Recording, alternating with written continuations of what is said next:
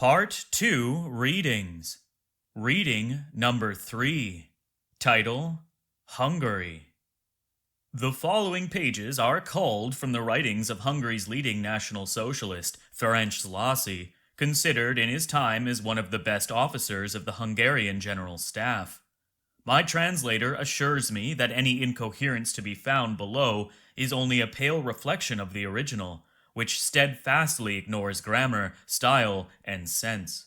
Since Szalasi graduated with honors from the Hungarian War College, it is clear that military and literary capacity do not always go together. Yet hundreds of thousands of Hungarians, not all of them illiterate, put their faith in Szalasi, and one must assume that they failed to read his magnum opus, in brackets, only about 60 pages long, end brackets, just as the Germans neglected to read Mein Kampf. To complete his statement of 1936, I have added a brief excerpt from the remarks he made in court upon being condemned to death for treachery in 1946. The oracular quality of such utterances seems to reflect both his extraordinary confidence and the progressive derangement of his mind. End of Eugen Weber's foreword for Readings number 3.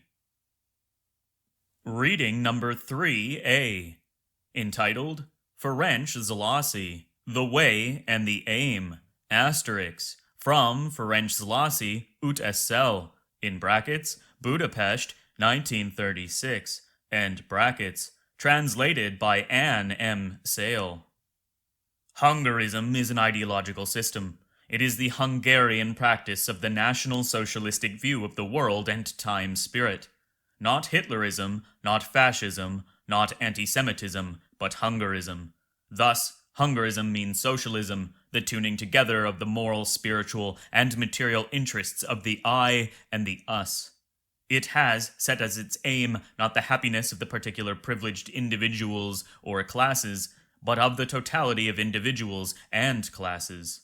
But Hungarism at the same time also means National Socialism, because it fights for the happiness of the most natural community of the people, for the welfare of the nation, and through this, of every working individual.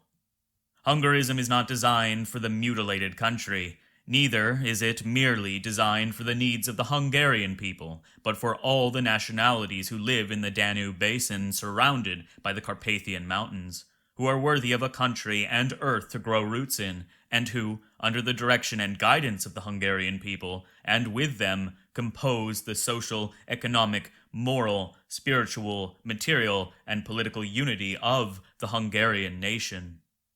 Besides all this, Hungarism is the protector of all the members of its national family who are strewn all over the world and have been forced out, in brackets, of their country, end brackets, by the need to earn a livelihood. Its right and duty is their repatriation into the great fatherland. Hungarism assures peace for the Hungarians and groups of nations living here.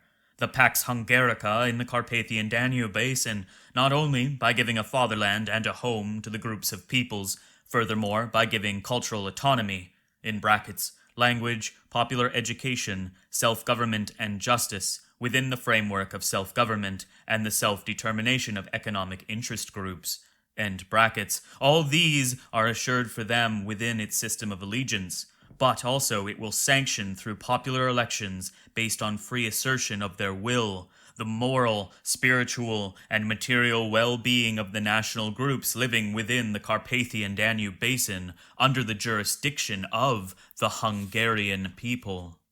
The basis for this inner peace will be the work peace of all working classes who live within the nation. This work peace will hold in inseparable national unity the peasant who supports the nation, the worker who builds the nation, the Intelligentsia which leads the nation, the soldier who defends the nation, and the tokens of national immortality, women and youth. Furthermore, it creates 1. The economic peace which proportionately divides the profits of labor and production between the factors of production, in order to abolish money capitalism and the hopeless misery of the working class. 2. Social peace which ignores privileged classes, feudal, clerical, and liberal capitalist ruling class, upper, middle, and lower class, but rather the united socialist community of the workers. And 3. Political peace, which does not mislead the political nation with selfish party interests, but in which a single leading political idea directs the community to ensure the welfare of the nation within the community of other European nations. During history, 3 totalities have developed, first successively and later parallel to each other and strengthening each other. Their common feature is that they demand unconditional obedience, each representing a most ancient dictatorship within a closed society. The oldest is the military totality. Later came the totality of the church. And after that, the economic totality of the leaders in economic life, mainly Jews. Thus, morality, spirit, and material things have separately found their most typical representatives. They have progressed separately, but in their great decisions, we always find them together. If National Socialism, however, the 4th totality, was born, the totality of the nation, this is the most perfect totality, because it can unite the others.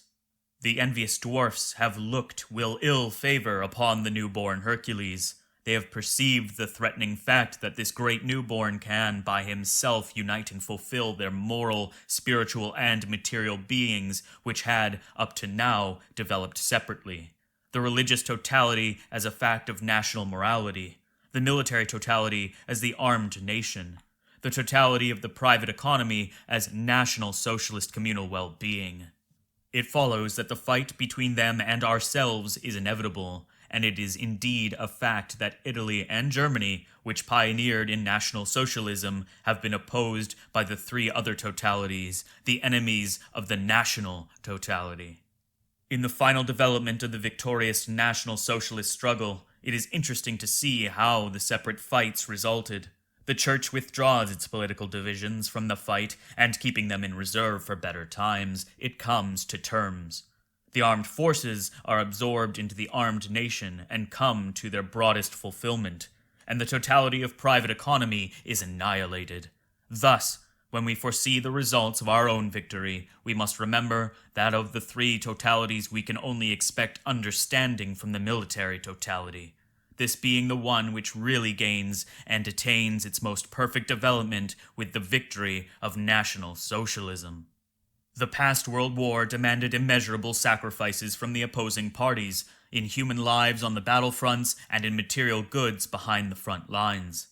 The peace treaties which followed did not bring quiescence, merely armistice, in which hundreds of thousands bled to death and millions lost their daily bread. Big Capital, having only gained in the war, wanted to continue its activities where it left off in 1914. The lords of Big Capital dared to believe that the enrichment, which for some was the result of the war, bought by the blood and sufferings of millions, could not only be maintained, but greatly increased. Some military leaders understood the war. The peace had no experts. And while France demanded gold payments from Germany of such magnitude that they exceeded the amount of gold in existence, the United States, forgetting the alliance, forced France into stiff payments. France could not fulfill her obligation, but could not transfer it either, and thus the whole world, creditor and debtor alike, was in the unsettled pending position. National Socialism is the expert of peace, of everybody's peace. Its executor, the nation. One of the most important tasks of National Socialism is the balancing of the inequality of fortunes, the abolition of the artificial obstacles that paralyze our economic life, and the prevention of the immoral amassing of fortunes based on abuses and called, in quotations, extremely clever, end quotations. We must not fear that the Hungarian National Socialist economy will harm the talent, the diligence, and the know-how of the nation, because it will only limit that extremely unjust process of getting rich, which in its present form leads to an orgy of the degeneration of millions. The Hungarian National Socialist economy is inseparable from the Hungarian National Socialist moral and spiritual life, its aim being the material welfare of the community of the people. Thus, our national economy and its every part is a means and not an end. We cannot bring our fight against the obsolete system of private capital to victory without solving the Jewish question. The realization of the Hungarian National Socialist economic system and the solution of the Jewish question are inseparable. One follows from the other. The two tasks are two sides of the same coin. As a result of our successful work of enlightenment, liberal private capitalism has little by little only Jewish followers left. In spite of this, the objection is still, though ever more rarely heard in intellectual circles, especially on the part of the leading intellectuals who have been forced upon the nation, that the solution of the Jewish question by, in quotations, the German system, end quotations, would result for this country in upsetting the economic and financial order from one day to the next, and that the country's economy and finance could not survive this for a single day. Such a statement is either a foolhardy lie or criminal stupidity which leads to the misleading, to the ruin, and to the death of the nation. Let there be an end, once and for all, to the official superstition that Hungarian life without Jews is unimaginable. Truly, the Hungarian national community can exist without the Jew. Anyhow, we shall solve the Jewish question not according to a foreign system, since the totality of our National Socialist practice does not develop according to a foreign system, but according to our peculiar national circumstances and Hungarian national abilities. It is true that forcing of the solution of the Jewish question in the years 1919 to 1920 would have bankrupted the country because of our isolation. Today, however, our national economy can be transferred into Hungarian hands without a hitch, since almost every one of our neighbors is ruled by the National Socialist system. It is also quite clear to us that in the purification of our economic life, not only the solution of the Jewish question is essential, but also the exclusion of those Christian Hungarians contaminated by the economic spirit of the Jewry. These will have to be relieved and retired. We shall dare to do this, because in our economic knowledge and economic abilities we shall not be guided by the spirit of Jewish morality, but by the life force, resourcefulness, and will for life of our Hungarian people.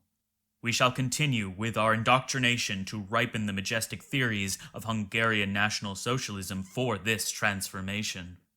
Against those whom enlightenment cannot change, or those who use the slogans of socialism to play their obscene game of filling their pockets, we shall employ the whip.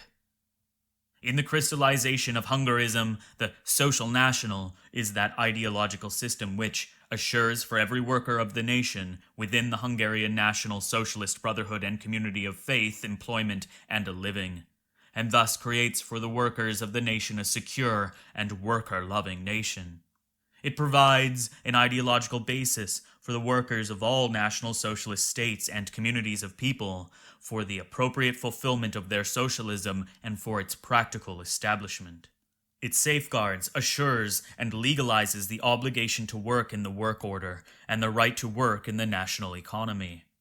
It fulfills socialism within the body of the nation in its moral, spiritual, and material totality.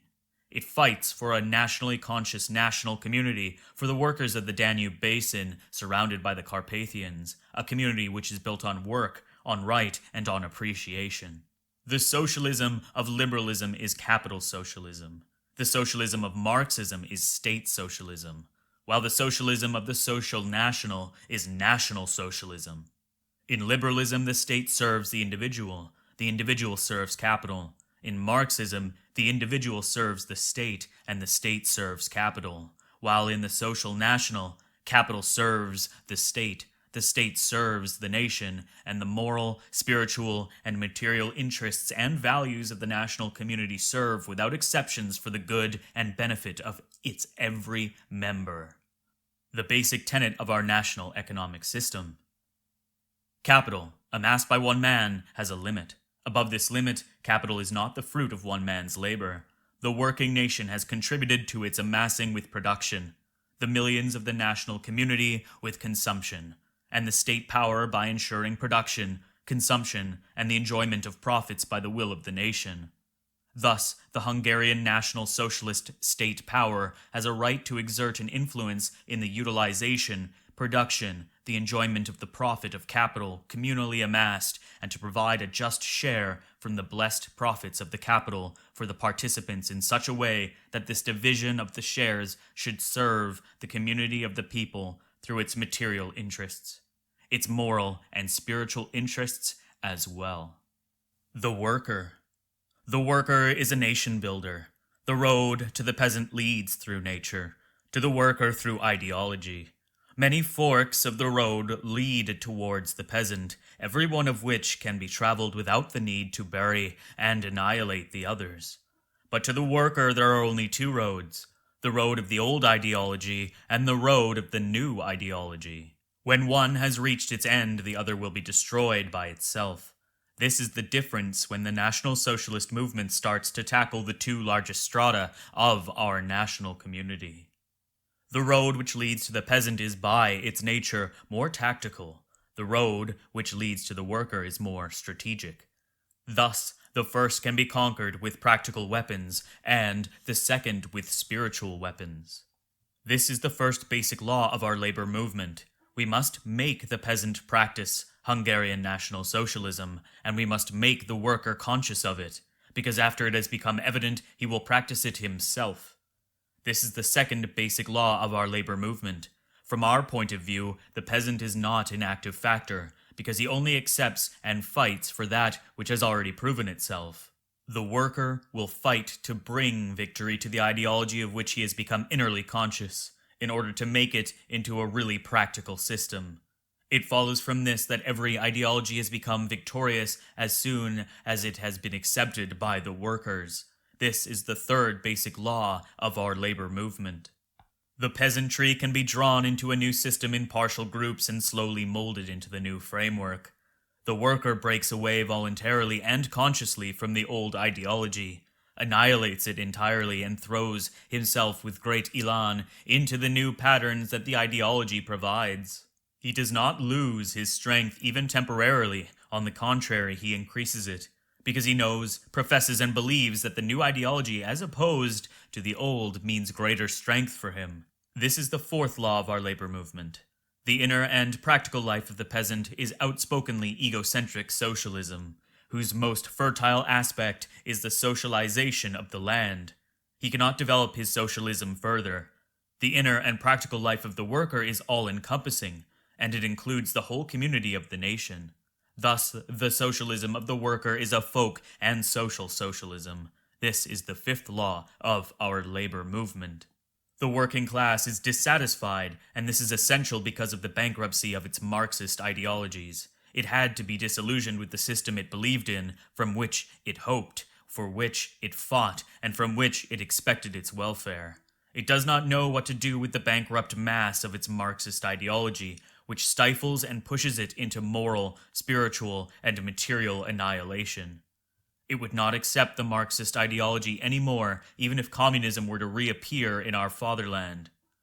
This is the sixth law of our labor movement, and at the same time the most important, because the knowledge of this provides our movement with an excellent fighting weapon. The purpose of the Hungarist movement is to win over the Hungarian working class to the Hungarian National Socialist ideology. The Intelligentsia. The Intelligentsia is the leader of the nation and guides it. The road to the peasant leads through nature, to the worker through the destruction of his old ideology, to the Intelligentsia through the restoration of its faith, of its self-esteem, and of the elevating awareness of a calling through its inner and bodily rebirth.